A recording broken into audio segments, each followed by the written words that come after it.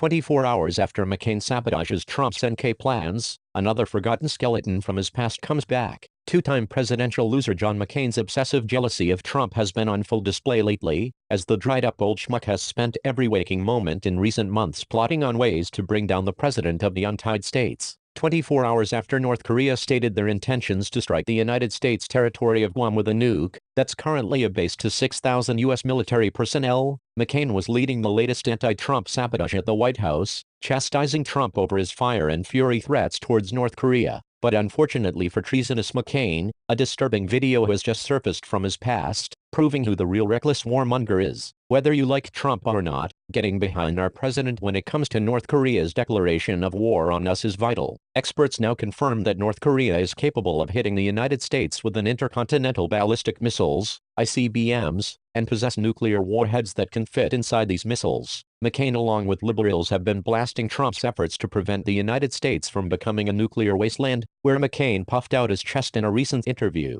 lecturing Trump on how a good leader should deal with North Korea. The great leaders I've seen don't threaten unless they're ready to act, and I'm not sure President Trump is ready to act. I take exception to the president's comments because you got to be sure you can do what you say you're going to do, as he lectures Trump over his fiery rhetoric on North Korea. Let's cue the video from 10 years ago when McCain was running for president and asked whether he's consider military action towards Iran if elected, due to the aggression the country had displayed in their pursuit of nuclear weapons. McCain not only agreed that he'd go after Iran with full force, but then broke out in full song, singing the Bomb Iran to the Beach Boys' classic hit Barbara that old Beach Boys song, Bomb Iran, he said to laughter. Bomb, bomb, bomb, bomb, anyway, and McCain is worried about Trump's rhetoric. Are you serious? It's alarming how inconsistent McCain is when it comes to dealing with America's enemies, which proves his ongoing outbursts against Trump are completely out of spite and jealousy. As McCain gripes about Trump as being too aggressive with North Korea, this clown was out in full force flapping his gums about how Trump wasn't doing enough to ramp up our military forces in Afghanistan just last week, proving yet again what a hypocritical puss this guy truly is. McCain's cockiness has now grown so out of control that last week he threatened to basically take over as commander-in-chief,